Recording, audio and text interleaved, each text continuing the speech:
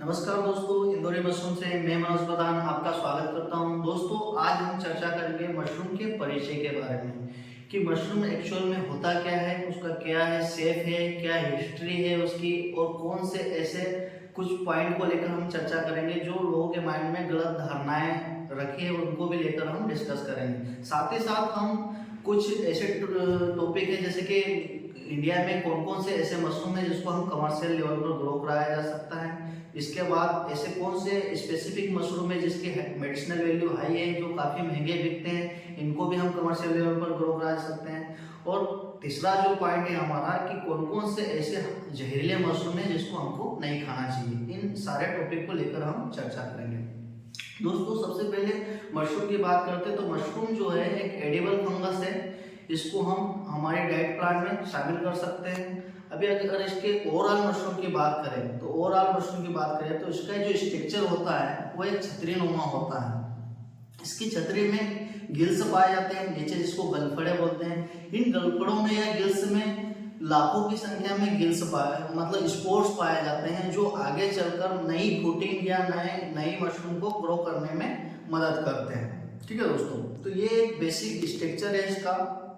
इसके बाद हम चर्चा करेंगे नेक्स्ट इसकी हिस्ट्री के बारे में बात करें, या जो मिथ की अपन बात कर रहे हैं। अभी तक लोगों के माइंड में थॉट क्या रहता था कि जो मशरूम जो ग्रो होता है वो होता है बादल के गरजने पे या बरसात के समय में ही निकलता है। उसकी उसकी जो धारणा होती है लोगों ने गलत निकाली। लोगों को लगता है कि बादल गरजने या बरसात के समय में ही मशरूम निकलता है, लेकिन इसके पीछे का साइंटिफिक रीजन क्या है दोस्तों कि जब बरसात होती है, जब गर्मी के बाद जब बरसात फर्स्ट वर्षा होती है, तो इसमें क्या होता है कि जब वर्षा होने के कारण जो हमारा एनवायरनमेंट है, क्लाइमेट है, इसमें 90% मॉइस्चर आ जाता है। 90% मॉइस्चर होने के कारण क्या होता है, हमारा टेम्परेचर डाउन हो जाता है। और पहले से ही जमीन में जो मशरूम के स्पोर पड़े रहते हैं वो इसको फेवरेबल कंडीशन मिलने के कारण ये नेचुरल कंडीशन या फेवरेबल कंडीशन मिलती है तो ये ग्रो होने लगते हैं, जिसके कारण चारों ओर लोगों को क्या होता है कि मशरूम उगता हुआ दिखाई देता है। इसी के साथ लोगों को क्या एक्चुअल में लगता है कि बादल गरजने या वर्षा होने के समय ही मशरूम देखा जाता है। लेकिन आज के समय में दोस्तों हम बेमौसम भी इसका कल्टीवेशन कर रहे हैं, और सारी टेक्नोलॉजी हमारे पास आ गई है कि स्पान प्रोडक्शन टेक्नोलॉजी क्या है, सारी चीज़ें हमारे पास आ गई है। तो हम इसको आज आधुनिक दौर में नई नई वेराइटियों का डेवलपमेंट करते जा रहे हैं और इसमें विकास करते जा रहे हैं। दोस्तों, मशरूम जो है हमारे यहाँ काफी पुराने समय से प्रचलन में है। लोग पहले भी जो पुरानी जो जनजातियां हैं, ट्राइबल्स एरिया है, इसमें जो रहने वाले लोग हैं, ये पहले से ही मशरूम की गुणवत्ता और क्वालिटी और मेडिसिनल वैल्यू के बारे में जानते थे। इन्होंने अपनी डाइट प्लान में और खाने में मशरूम का सेवन किया है, और एक जड़ी बूटी के रूप में भी इसको अपने इसमें शामिल किया है, क्योंकि वो जानते थे। उन्होंने कई वैरायटी ऐसी आइडेंटिफाई करी जिसको खाया भी जा सकता है। साथ ही साथ यूनानी मेडिसिन में भी देखा जाए तो वो भी बहुत पुराने समय से इसको मशरूम को हाईली मेडिसिनल वाली मशरूमों को इसमें यूज करते आ रहे हैं। दोस्तों, अगर वर्ल्ड वाइड बात करें तो चाइना हाईएस्ट प्रोडक्शन वाली कंट्री है। लगभग ओवरऑल वर्ल्ड का 60% जो ग्रो होता है मशरूम वो अकेला चाइना करता है। जो चाइना की बात करें तो चाइना है जो है हाईएस्ट मेडिसिनल वैल्यू वाली मशरूम ग्रो कराता है, जो काफ़ी महंगी हो ऐसे मशरूम को ग्रो कराता है। और इंडिया की बात करें हम तो इंडिया में दोस्तों लगभग 5 से 10 प्रकार के ऐसी वैरायटी है जिसको हम कमर्शियली लेवल पर ग्रो कराया जा सकता है। अब इनके बारे में हम डिटेल में चर्चा करेंगे। तो दोस्तों, जनरली जो हमारे यहाँ जो टेक्नोलॉजी अवेलेबल है या हर प्रकार से जो जिसकी चीज़ें हमारे पास स्पान से लेके एंडिंग तक की जो चीज़ें अवेलेबल है उस हिसाब से हम देखेंगे तो सर्वप्रथम जो मशरूम आता है वो होता है बटन मशरूम।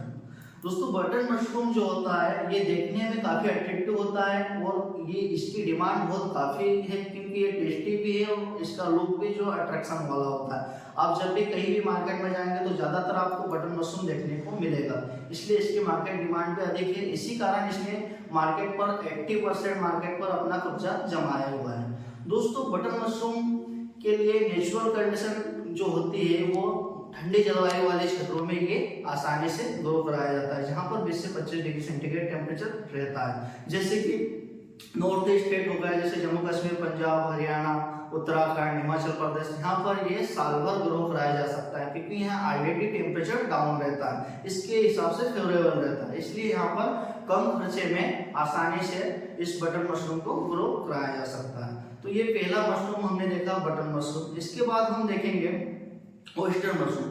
दोस्तों ऑयस्टर मशरूम की भी काफी वैरायटी है, लगभग 32 वैरायटी, जिसमें से 16 वैरायटी ऐसी है जिसको हम कमर्शियल लेवल पर ग्रो कराते हैं। दोस्तों ऑयस्टर मशरूम में काफी वैरायटीज है, काफी कलर्ड में वैरायटीज है। इसके कलर्ड के आधार पर अलग अलग टेम्परेचर है। इसके कल्टीवेशन टेक्नोलॉजी सेम है, लेकिन इसका टेम्परेचर और ह्यूमिडिटी को चेंज करके इसको साल भर ग्रो कराया जाता है। लेकिन जो ऑयस्टर मशरूम है, इसके लिए जो क्लाइमेट की बात करें तो ये जो मध्य भारत है, जैसे कि मध्य प्रदेश, छत्तीसगढ़, उड़ीसा, राजस्थान, गुजरात, यहाँ पर मॉडरेट क्लाइमेट होता है। यहाँ पर हम ऑयस्टर मशरूम को वैरायटी को चेंज कर करके साल भर इसमें इसका कल्टीवेशन किया जा सकता है। और साथ ही साथ ऑयस्टर मशरूम को ग्रो कराने के कुछ फायदे हैं। अगर ये आप फ्रेश में सेल नहीं कर पा सकते हो तो इसको हम ड्राई करके इसकी लाइफ साइकिल को बढ़ा सकते हैं और काफ़ी कुछ वैल्यूएडेड प्रोडक्ट भी इसमें हम बना सकते हैं। मतलब इसमें खराब होने के चांसेस कम होते हैं, इसकी प्रोडक्टिविटी भी अच्छी है, इसमें प्रोडक्शन काफ़ी अच्छा होता है और कम समय में और इजी कल्टिवेटेड है, आसानी से ग्रो कराया जा सकता है। तो ये हमने चर्चा करी ऑयस्टर मशरूम के बारे में। तीसरा जो मशरूम जो दोस्तों हमारा आता है शिटाके मशरूम।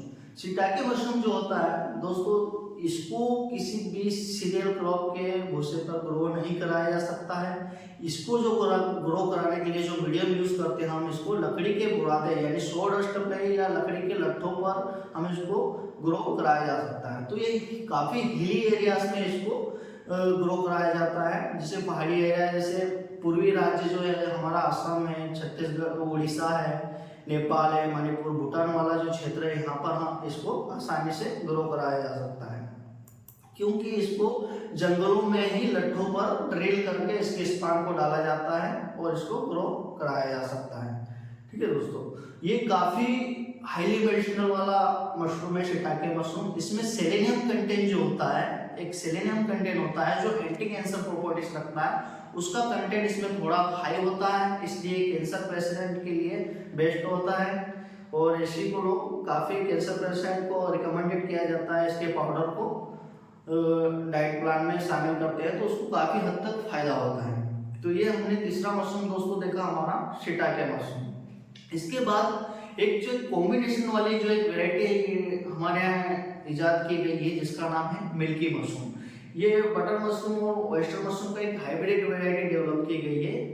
ये जो वेराइटी है हमारी, इसको हाई टेम्परेचर पर हम ग्रो करा सकते हैं। जैसे साउथ स्टेट जो है तमिलनाडु, आंध्र प्रदेश, केरल, कर्नाटक, यहाँ पर हम इसको जहाँ 35 से 40 डिग्री सेंटीग्रेड टेम्परेचर होता है वहाँ पर इसको आसानी से ग्रो कराया जा सकता है और साल भर इसकी खेती की जा सकती है। इस वेराइटी की बात करें तो इसकी प्रोडक्शन कैपेसिटी काफ़ी अच्छी है और ये जो है ये थोड़ा रफ टफ वाली वेराइटी है। इसका स्टेम थोड़ा हार्ड होता है। जैसे कि बटर मशरूम की बात करें तो वो होता है 1 से 2 दिन में खराब हो जाता है, लेकिन इस फ्रेश को हम 4 से 5 दिन तक इसकी क्वालिटी को मेंटेन करके चलते हैं और 4 से 5 दिन तक ये फ्रेश बना रहता है। तो ट्रांसपोर्टेशन में काफ़ी अच्छा है और इसका वैलिडेशन प्रोडक्ट भी अच्छे काफ़ी बनते हैं। इसका अचार बनाया जाता है, इसलिए काफ़ी रूटीन में है। आजकल पहले साउथ में लगाया जाता था, लेकिन आजकल ओवरऑल इंडिया में इसको कंट्रोल एनवायरनमेंट में इसको ग्रो कराया जाता है। तो ये भी काफ़ी हद के लिए हमारे लिए काफ़ी बेटर साबित हुआ है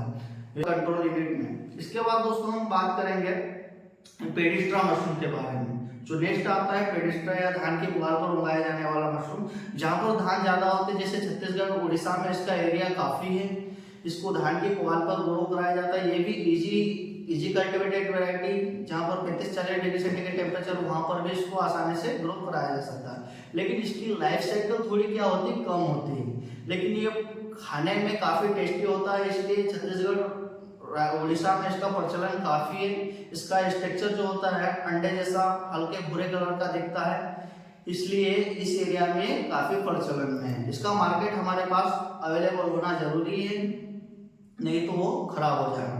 ये हमने देखे दोस्तों 5 प्रकार के मशरूम देखे। हमने सबसे पहले देखा butter mushroom, oyster mushroom, milky mushroom, shiitake mushroom और पेडिस्ट्रा मशरूम। ये थे हमारे इस कमर्शियल जिसको हम ग्रो करा सकते हैं। अब हम नेक्स्ट जो बात करेंगे हम स्पेसिफिक मशरूम के बारे में हम चर्चा करेंगे कि कौन कौन से ऐसे स्पेसिफिक मशरूम है जिसकी मेडिसिनल वैल्यू हाई है और जो काफ़ी एक्सपेंसिव और महंगे बिकते हैं मार्केट में, जिनकी काफ़ी डिमांड है।